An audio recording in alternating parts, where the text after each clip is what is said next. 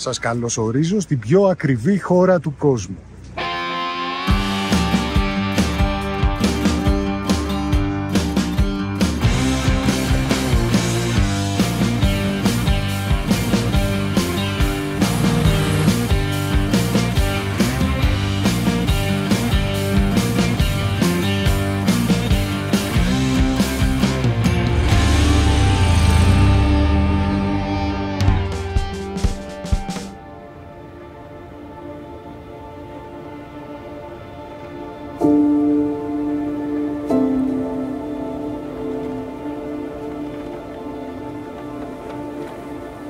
Την Ελβετία ήθελα να την επισκεφθώ εδώ και πολλά χρόνια, καθώς οι εικόνες και τα βίντεο που έβλεπα στα κοινωνικά δίκτυα με έκαναν να πιστεύω ότι είναι μία από τις ομορφότερες χώρες στον κόσμο.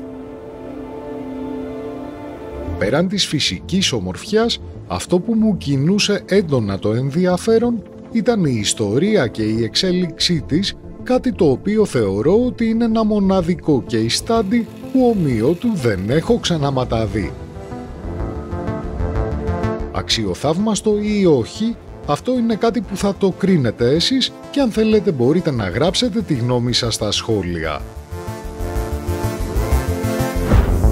Ανασταλτικός παράγοντας για να πραγματοποιήσω ένα ταξίδι εκεί ήταν το κόστος, καθώς πρόκειται για την πιο ακριβή χώρα στον κόσμο. 2 εσπρεσάκια, 1 τορτίγια και ένα τοστάκι 40 ευρουλάκια. Πρόσφατα λοιπόν μου δόθηκε η ευκαιρία να τη γνωρίσω από κοντά και για μια φορά ακόμα θα μοιραστώ την εμπειρία μου μαζί σας. Το κόνσεπτ περιλαμβάνει ένα road trip σε μεγάλο τμήμα της χώρας, το οποίο ξεκίνησε από τη Ζηρίχη, συνεχίστηκε νότια μέχρι το Ζερμάτ, από εκεί στα νότιο-ανατολικά και το Σεν Μόριτζ και κατέληξε και πάλι στο σημείο εκκίνησης στη Ζηρίχη. Συνολικά διανύσαμε κάτι περισσότερο από 2.000 χιλιόμετρα σε 10 μέρες, γεγονός το οποίο μας έδωσε μια πολύ καλή άποψη για τη χώρα. Πάμε όμως λίγο από την αρχή για να δούμε το πώς διαμορφώθηκε αυτό το ορεινό κατά βάση και όντως πανέμορφο κράτος.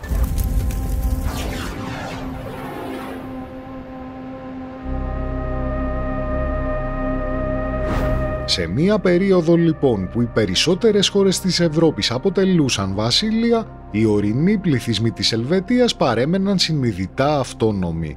Συγκεκριμένα μη θέλοντας να υποταχθούν στη δυναστεία των Αψβούργων που τους περικύκλωνε, το 1291 δημιουργήθηκε μία συμμαχία που αποφάσισε να ανεξαρτητοποιηθεί και να δημιουργήσει τη δική της οντότητα. Η ομοσπονδία αυτή, όπως την ονομάζουμε σήμερα, απαρτίζεται από 26 καντόνια, δηλαδή ανεξάρτητες περιφέρειες όπου η κάθε μία έχει τη δική της σημαία και τους δικούς της νόμους. Ενδιαφέρον μάλιστα έχει ότι οι λαοί που εντάχθηκαν στη συγκεκριμένη ομοσπονδία δεν μιλούσαν καν την ίδια γλώσσα. Γι' αυτό και το δυτικό τμήμα της Ελβετίας είναι γαλλόφωνο, το νότιο είναι ιταλόφωνο και το ανατολικό και μεγαλύτερο τμήμα είναι γερμανόφωνο με ποσοστό 63%. Υπάρχει και μία ακόμα γλώσσα που ονομάζεται ρωμανσικά, την οποία μιλάνε σε ποσοστό μικρότερο του 1% και θεωρείται ξαδερφάκι της ρουμανικής γλώσσας. Επίσημα ως έθνος χαρακτηρίστηκε μόλις το 1848, όπου ο πληθυσμός της εκείνη την περίοδο ήταν λίγο μικρότερος από 2,5 εκατομμύρια κατοίκους. Σήμερα οι Ελβετοί ξεπερνούν τα 8,5 εκατομμύρια, με το 75% να είναι ντόπιοι και το υπόλοιπο 25% να προέρχεται από άλλες χώρες που απλά ζουν εδώ. Το 70% της χώρας είναι ορεινό και αφιλόξενο και για το λόγο αυτό το 75% των κατοίκων ζει στο βόρειο πλατό που αποτελεί μόλις το 30% του εδάφους της. World leaders and executives are meeting in Switzerland for the 5-day conference. They're expected to discuss a number of global issues, including green energy, cybersecurity, and recession fears. Κάτι που χαρακτηρίζει την Ελβετία στη σύγχρονη ιστορία της είναι η ουδετερότητά της σε θέματα πολέμων και εξωτερικής πολιτικής. Για πολλούς μάλιστα η στάση που κράτησε κατά τη διάρκεια των 2 παγκοσμίων πολέμων ήταν κατακριτέα, για άλλους πάλι ήταν μια λύση ανάγκης έτσι ώστε να μην κατακτηθεί.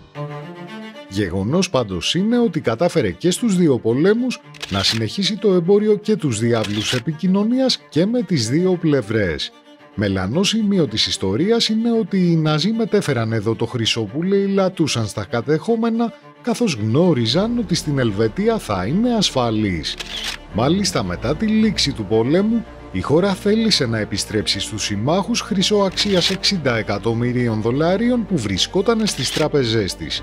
Κάτι βέβαια που δημιούργησε αντιπαραθέσεις, καθώς η αξία που υπολόγιζαν οι δεύτεροι ξεπερνούσε τα 4,5 δις δολάρια.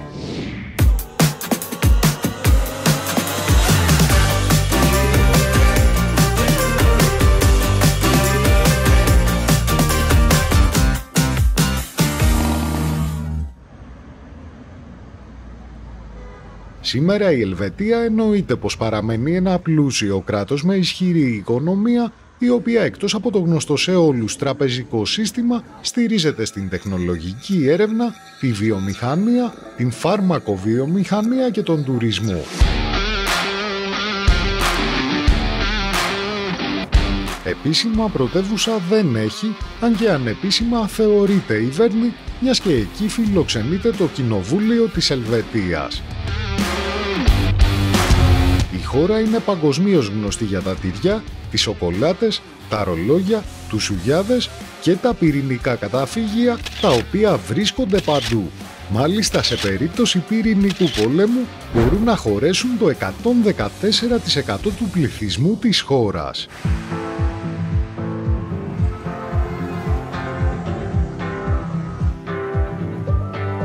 Η πιο μεγάλη πόλη είναι η Ζηρίχη, με πληθυσμό 434.000 κατοίκους, η οποία εκτείνεται γύρω από το βόρειο άκρο της ομώνυμης λίμνης και τις όχθες του ποταμού Λίμα.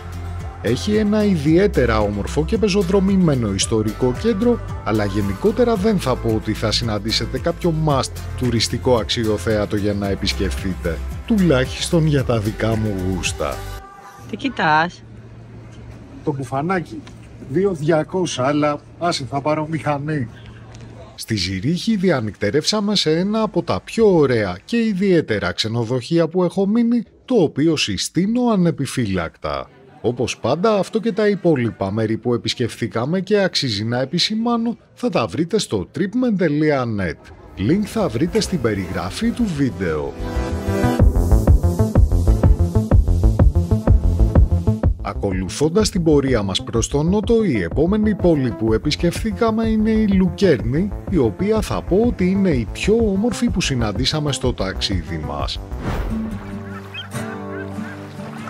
Βρίσκεται στο κέντρο της χώρας, επάνω στην ομώνυμη λίμνη και την εκροή του ποταμού Ρόης και έχει πληθυσμό 82.000 κατοίκους. Αποτελεί τουριστικό προορισμό της χώρας, καθώς οι δραστηριότητες στη λίμνη αλλά και οι γειτονικές Άλπεις συγκεντρώνουν μεγάλο αριθμό ταξιδιωτών.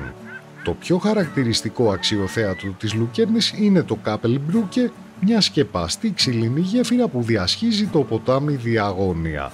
Κτίστηκε το 1333 και μαζί με τον πύργο Βάσερτουρν αποτελούν ένα από τα πιο πολύ φωτογραφημένα σημεία της χώρας. Μέχρι το 1178 η Λουκέρνη ήταν ένα ψαροχώρι, οι κάτοικοι της οποίας ήταν δουλοπάρικοι της μονής που έδωσε και το όνομά της στην πόλη. Μετά όμως το άνοιγμα του περάσματος Γκόταρντ, γύρω στο 1230, η Λουκέρνη εξελίχθηκε σε σημαντικό εμπορικό κέντρο μεταξύ του Άνω Ρήνου και της Λομβαρδίας. Η πόλη πάντως αυτή είναι ένα μέρος που πραγματικά με άγγιξε, καθώς οι πανέμορφες εικόνες που την απαρτίζουν μου προκάλεσαν ωραία συναισθήματα και με ενέπνευσαν για δημιουργία.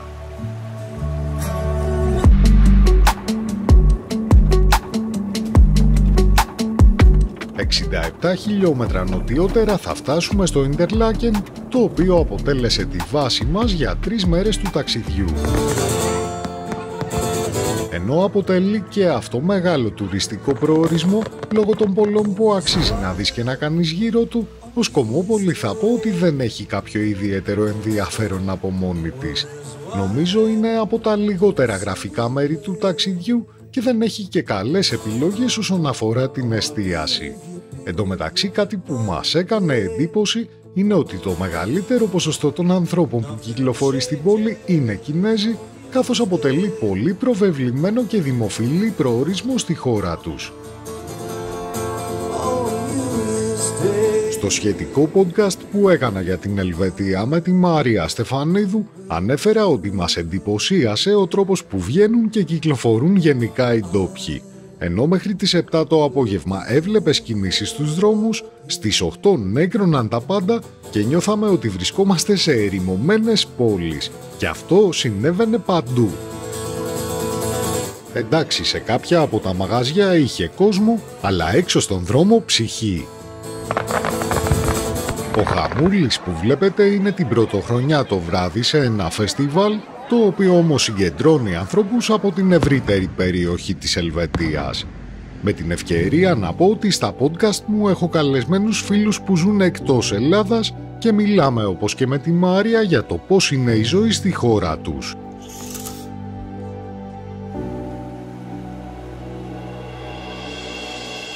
Να επισημάνω ότι αντίθετα με το Interlaken που δεν μας συγκίνησε, το σπίτι που μείναμε εδώ ήταν ιδιαίτερα εντυπωσιακό, όπως και η τιμή του φυσικά.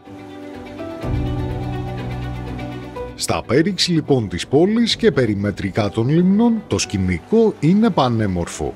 Περισσότερο μας άρεσε η λίμνη Τούν, η οποία είναι η μεγαλύτερη της Ελβετίας, που βρίσκεται όμως αποκλειστικά μέσα σε ένα καντόνι. Η βόλτα στο δρόμο που την κυκλώνει, όπως και τα χωριά που βρίσκονται περιμετρικά, είναι πανέμορφα και παραμυθένια.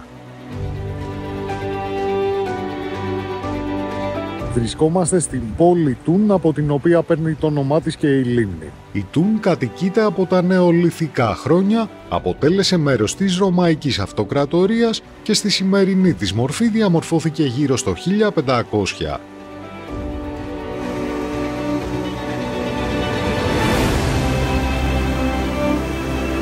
Αν βρεθείτε στην περιοχή, μια στάση εδώ αξίζει, καθώς θα βγάλετε πολύ όμορφες φωτογραφίες.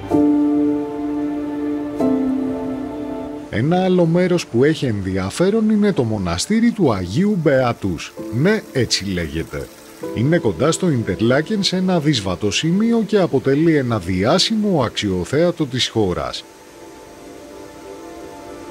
Αν και μέσα δεν καταφέραμε να μπούμε γιατί ήταν κλειστά, το σκηνικό με τους καταράκτες και το νερό να αδειάζει μέσα από το βράχο είναι πραγματικά εντυπωσιακό.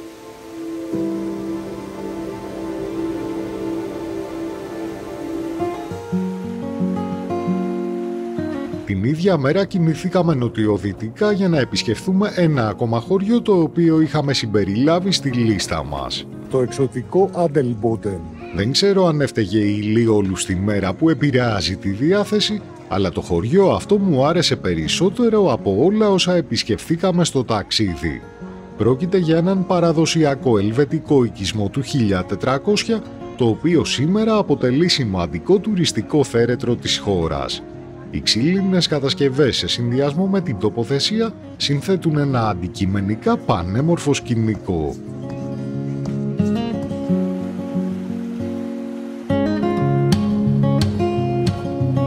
Την επόμενη μας στάση θα την κάνουμε στο ίσως πιο πολύ φωτογραφημένο χωριό της Ελβετίας, το Lauterbrunnen.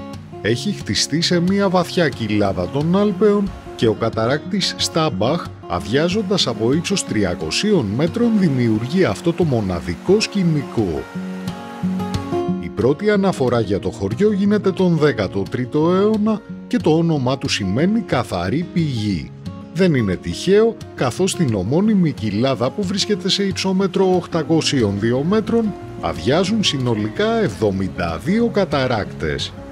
Αν μπορείτε να αφιερώσετε χρόνο στην περιοχή, σίγουρα αξίζει να ανεβείτε με το αλπικό τρένο ή με το τελεφερίκ στα χωριά που βρίσκονται περιμετρικά.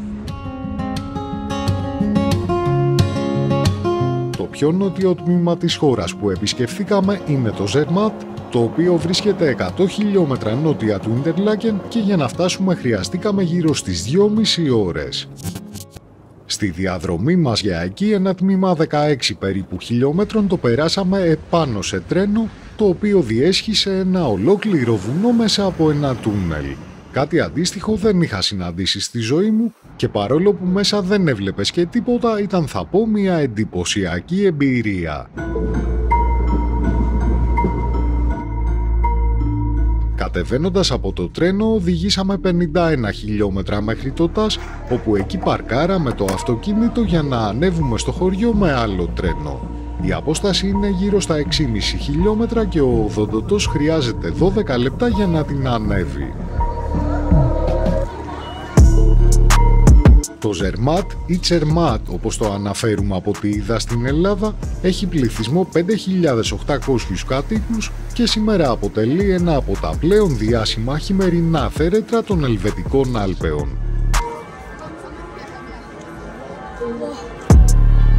Μέσα στο χωριό μπορείς να κινηθείς μόνο με τα πόδια, με άμαξα ή με κάποιο από τα ηλεκτρικά οχήματα που μεταφέρουν ανθρώπους και αποσκευές στα ξενοδοχεία.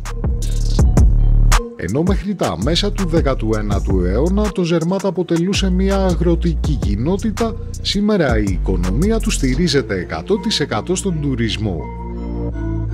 Σε αυτό εννοείται ότι συντελεί το χιονοδρομικό κέντρο, στο οποίο υπάρχουν πίστες σκι που ξεπερνούν τα 350 χιλιόμετρα.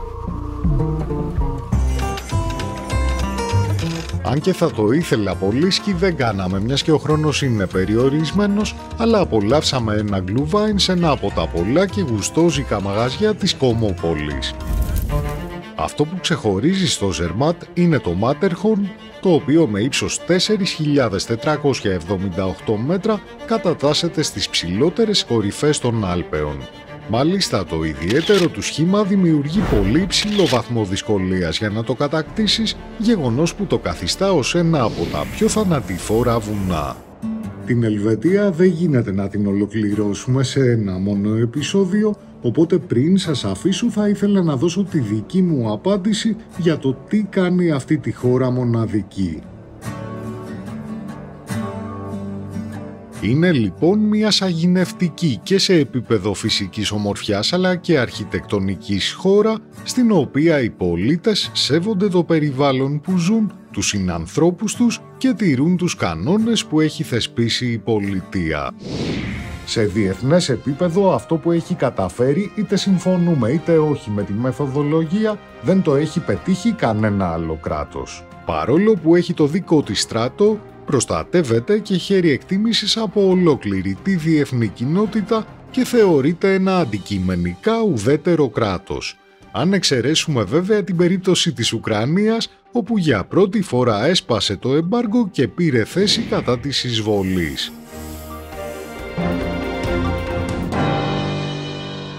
Λόγω λοιπόν της τάσης της αυτής, στην Ελβετία εδρεύουν πολλοί διεθνείς οργανισμοί, όπως ο Παγκόσμιος Οργανισμός Εμπορίου, Υγείας, ο ΆΙΖΟ, το WWF και η ΙΑΤΑ.